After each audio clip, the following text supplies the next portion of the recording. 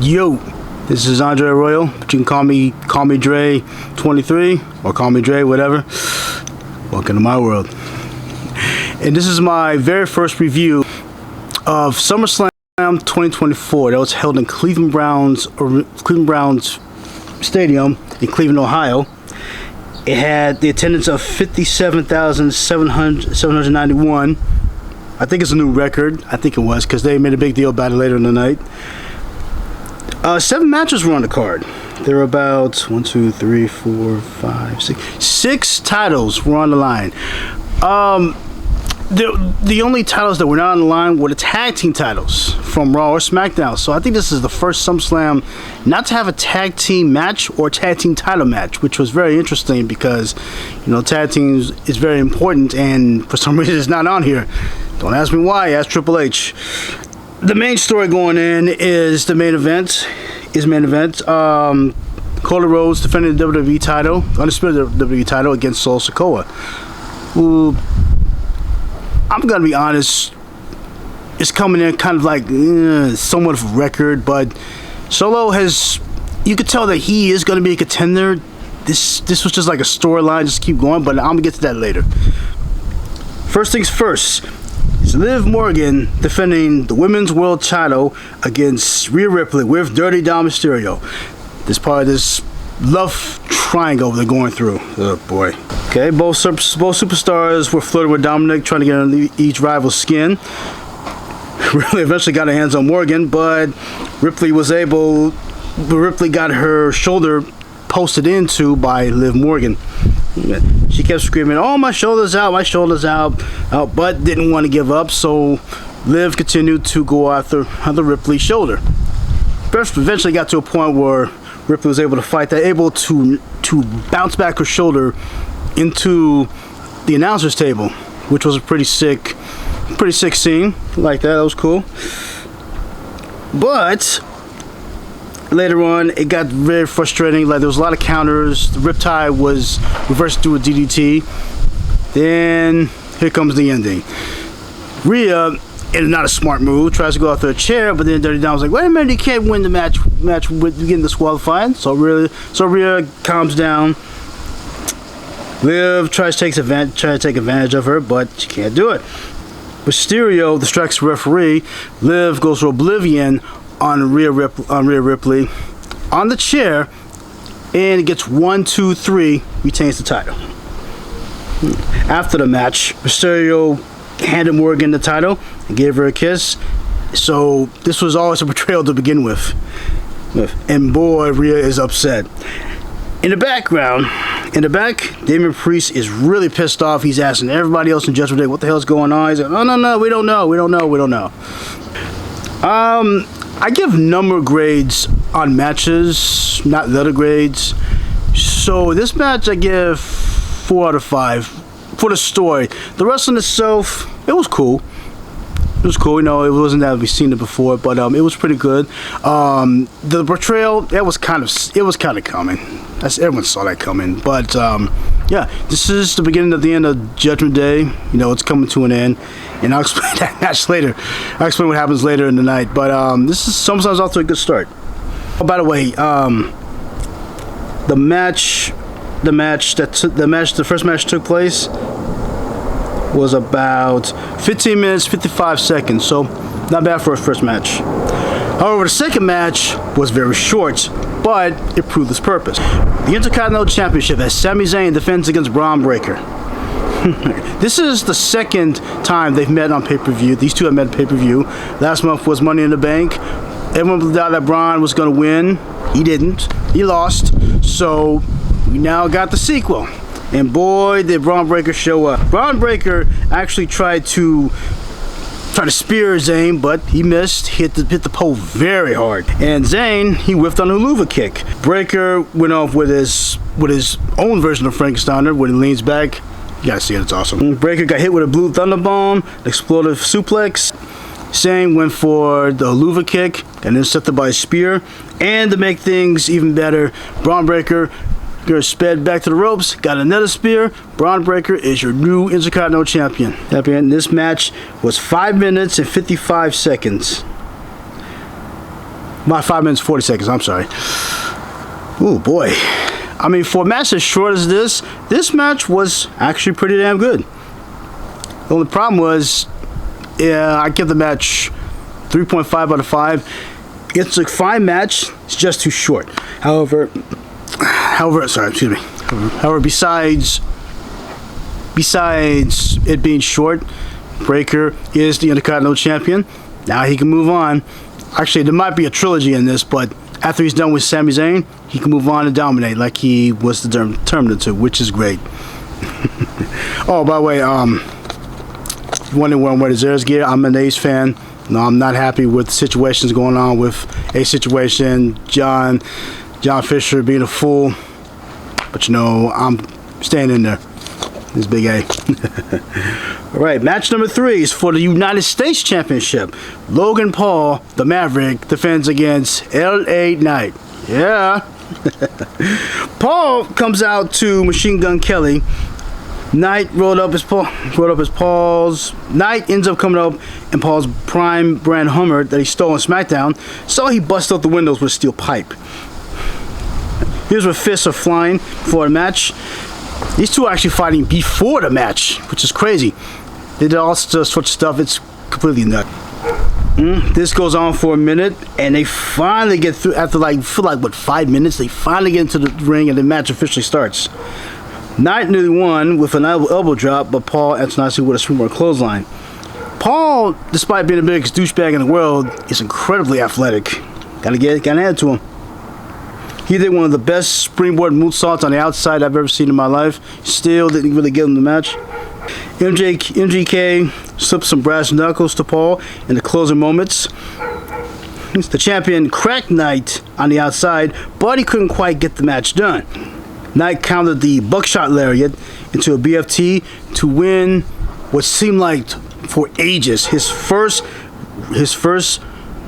title in WWE history. And at 12 minutes even, he becomes U.S. champion for the first time ever. Finally. I give this match 4 out of 5. This is another solid match. And for Logan Paul, I think this is like his 3rd or 4th title defense. It took a while. I'm saying that for as athletic as he is, he has other things to do. He's like a part-time wrestler, not a full-time wrestler. He held the title for like almost 300 days. And for him doing his 4th title defense, not so bad. He didn't do so bad. LA Knight, this was a long time coming. This guy deserves to be he's championship material, and he had survived a lot of dumb stuff. He went from NXT. He was a star on there. He comes up to the main roster. He still had to deal with Vince McMahon and this bad booking. And he was like Max Dupree. I think he would have been released if Vince didn't step down. But anyway, this is a good night for LA. Good night for LA Knights. Great for him. Let's see how this goes. And the next match is for the WWE Women's title as Bayley defends against Nia Jax. Jax enters the ring wearing a crown, and that's actually good that she did that because it was to remind everyone that she is the queen of the ring and she is to be taken seriously, which is Bayley. Comes up with his speed and experience, but Jax's sheer strength gave her some edge. Jax relied on power moves, including signature Samoan drops inside to the outside ring. Jax went for a bonsai drop, which is called the Annihilator, but Bayley kicked out, which was a shock to me. Who avoided a second Annihilator, lifted up the challenger with a powerbomb, which was pretty damn impressive. I gotta give it to her. Tiffany Stratton comes out and teased a Money in the Bank cash-in, but it proved to be just a ruse. It was just to distract Bayley and long enough for Nia Jax to recover. Jax gave Bayley 2 powerbombs and 2 more Annihilators to win her first WWE Women's title match in 12 minutes 30 seconds. I'm kind of torn with this. I'm going to give this match 3 out of 5. The match started off slow. It started picking up. I think the cash-in, teasing kind of helped things a bit. It made things a little interesting. But I think the slow build kind of killed the crowd a little bit. But the match is okay. It's cool. Not the best from either one of the competitors, but interesting. Bayley's reign as WWE Women's champion. it was okay. I mean, she got a lot of. She looked great winning the title at WrestleMania, but her reign was kind of meh. I don't know where Bayley goes from this, but let's see what happens. Nia Jax gets her reign, and her being besties with Tiffany Stratton as Miss Money in the Bank. We'll have to see how this goes. Like, does Tiffany Stratton, she's obviously going to cash this in on Nia Jax. But when and where? That's the question. Next up, grudge match. CM Punk versus Drew McIntyre, and Seth Rollins is a special guest referee. Oh boy, where do I start from this? Ooh boy, this was really tough. Okay, back at the Royal Rumble, CM Punk gets legitimately injured by Drew McIntyre when he performed the Future Shock DDT that caused him that elbow injury, missed WrestleMania. And then he was part of WrestleMania as the commentator. You know, Drew McIntyre wins the World Heavyweight title. CM Punk comes in, attacks him, then Priest cashes on him, becomes heavyweight champion. And they've been back and forth ever since. Drew McIntyre he goes to Clash of the Castle first.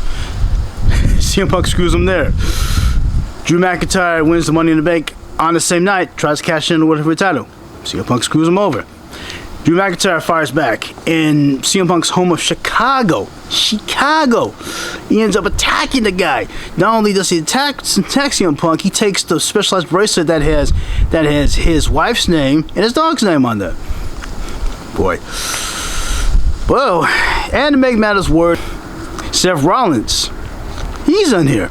He got mixed up in all this because CM Punk interfered in his business. So all these three guys have issues with each other. Just nuts. Well, I guess the board of directors figured, hey, you know what? Why don't you referee the match, see what happens?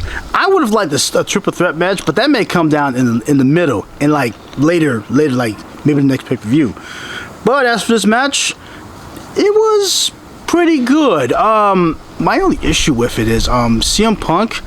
I think after being away for 10 years, he seems really gassed out so easily. I could tell in this match. So, yeah, basically, that's what happened. CM Punk was in... Actually, CM Punk, his outfit was the color of bread, hip, and heart. Because remember, this is August 2nd. What happened on August 2nd, 1997? Undertaker, Bret Hip and Hart, WWE title match. Shawn Michaels, special guest referee. They were teasing that. They teased that, so remember that. Oh boy, this match was going well.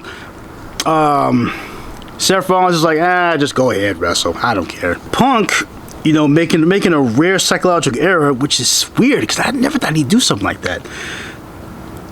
He, instead of just going after the Anaconda Vice, he took the bracelet from McIntyre.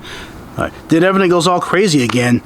Seth Rollins picks up the bracelet, puts it on his wrist. He's like, wait a minute. And CM Punk gets upset at him. He goes, wait a minute, Punk. I just picked it up because I didn't want to lose it. Punk don't like that. They argue a lot. Punk goes for the GTS, knocks him out. Punk goes after McIntyre. McIntyre low blows him. Goes for the Claymore kick. Seth Rollins has no choice but to count to 3. He didn't see the low blow. And in 17 minutes even. Wow, that's crazy. That's a long match. In 17 minutes even, Drew McIntyre pins CM Punk. What's my honest opinion on this? This was actually a good match. Again, you know, I'm worried about CM Punk and how long can he keep wrestling. I give the match 4 out of 5. Punk having tactical errors, maybe ring rust, you know, like he should really concentrate on his opponent, not little things like his bracelet. He can get that later. And Rollins, you know, he's still part of the feud, so the special guest, the special referee still makes him part of the match. Well, there are many options this can go. As for Drew McIntyre winning it, he kind of needed it more. I mean, CM Punk, yeah, he's coming off an injury, and he might have needed the win, but Drew needed it more. Oh, and by the way, after the match, Drew takes back the bracelet, saying, well, I got what he wanted, and this is mine now. So Punk is definitely going to come back for revenge. World Heavyweight Championship match. Damian Priest defends against the Ring General Gunther. Oh boy. Okay. Priest didn't enter this match as an underdog champion. Let's face it, he was. Gunther has been more proven all over the world that he is heavyweight championship material and that he is a legitimate badass. Yes, this was a hard ass hitting match. Jesus. Yes, there were kicks, there were drop kicks, there were chops on the chest, chops in the back, hard hitting. This wasn't awesome. This to me was the best match of the night, and I'm gonna say that right now. This was the best match. It was hard hitting as hell. What's his name? Damien Priest goes for South of Haven at the end of the match. He goes for the cover. Finn Balor, who came out earlier to give Priest support, helps Gunther to stay in the match by putting his foot on the rope. They had Priest look up at the replay video, and he goes, "Wait a minute." He's like, "That son of a bitch did screw me over." So it was obvious that was going to happen. That was an obvious thing that was going to happen. Gunther goes after the power bombs. Priest chokes him out again with the sleeper hold. Priest is knocked out at 16 minutes 40 seconds. Gunther is the new World Heavyweight Champion in a banger of a match. I'm gonna give this 4.5 out of 5. It's easily the best match of the night.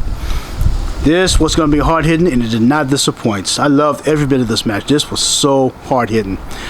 Now, as for Priest, he could go after the heavyweight title, but I think he's gonna go after Finn Balor for screwing him over. So that's pretty much it. In your main event, it's the undisputed WWE Heavyweight Championship as Cody Rhodes defends against Solo Sikoa. Sikoa comes out without the bloodline. Actually, you know what? I'm gonna say something. This is actually kind of foregone conclusion. No one believed that Solo was going to win this match. I think Solo needs time to build himself as credibility. Yeah, he's kind of lost more than one matches. He needs time to rebuild himself up again, so he can become that signature badass again. There was no way he's winning this match, but you know, here we are. It's just a way to continue the bloodline feud, which makes sense. Cody comes out, along with his dog Arn Anderson made his appearance right here. So it turns out he's done with AEW. This might be a one-off, or he's back with WWE. We're not really sure yet. We'll find out later. Cody comes out with his mask, does his whoa thing, and here's the match. The match, it was pretty good. It was pretty damn good. You know, it was your typical hard-hitting match. You know, Solo Sikoa being this bulldozer of a guy. God, he's such a badass. Cody Rhodes, you know, American Nightmare. And of course, when things doesn't go Solo's way, here comes the bloodline. Tama Tonga and Tongaloa come out to help out Solo Sikoa. Then comes Kevin Owens and Randy Orton. They chased the Guerrillas of Destiny. Let's call them that. Guerrillas of Destiny out of the ring. That's when Solo's screwed again. Here comes Jacob Fatu. Not only Jacob Fatu, the wild madman himself goes on a barrage of Cody Rhodes. He ends up doing a splash on the outside on the outside table. But honestly, and this is what I found this out yesterday. I found this out earlier today that as Jacob Fatu went for that splash, he legitimately injured himself. He's now in the ankle. He's now in a air cast boot. I hope he's not injured for so long. But the splash he did was well. It's just that he was hurt. Oh, that sucks. So they had to change plans a bit. It turns out they had to change plans a bit. There was supposed to be a 2-on-1, but Fatu can't do anything. So Solo is frozen. He was like, "Oh, what do I do?" So they had to change plans, and Solo had to continue battling down Cody. Then the moment that everyone's waiting for, everyone saw coming, but it happened anyway. Roman Reigns' music hit. Roman Reigns comes over. Oh boy, the ovation he got for 5-6 months, it was well worth it, because Roman Reigns hits that ring, Superman punch, spear, and he stares at Cody, possibly setting up for the third of trilogy matches coming up. Cody goes for another crossroads. 1, 2, 3. Cody defeats Solo in about, oh boy, pardon me here, in about 29 minutes 10 seconds. The show ends with Cody celebrating with the title around his waist, and as Roman Reigns look on. This match, you know, I give it 4 out of 5. I mean, it was obvious that Solo was never gonna win this, but you know, he put on a good show. This is what you call a showcase match. Solo had to show that he can showcase, he can be that heavyweight champion one day, and he might one day. Just wasn't gonna be tonight. Words. This whole show, if I'm being honest, a final grade would be 4 out of 5. This was a really good show. It's really done very well. We saw a lot of champions, which is fine. We see a lot of faces, like the next faces. They'll help me go to the Netflix era. Braun Breaker is one of them. Gunther is one of them too. Nia Jax, you know, she's improved a lot. I'm proud of her. And now I'm gonna do a best match, worst match. The best match, of course, Damian Priest versus Gunther. Banger of a match. You gotta see it, boy. You feel the bruises on what they do to you. It's completely insane. Worst match? I don't really think there's a bad match in this show, but if there was a bad match,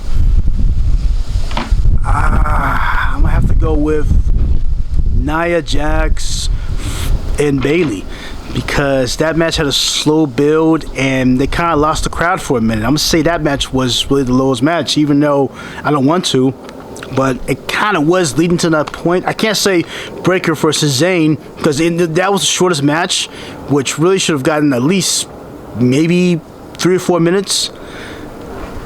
You know, I can't really give it to him because that match, despite how short it was a banger. Nia Jax and Bayley, they kind of lost the crowd for a minute though. It's still a great win for Nia, just the match was short.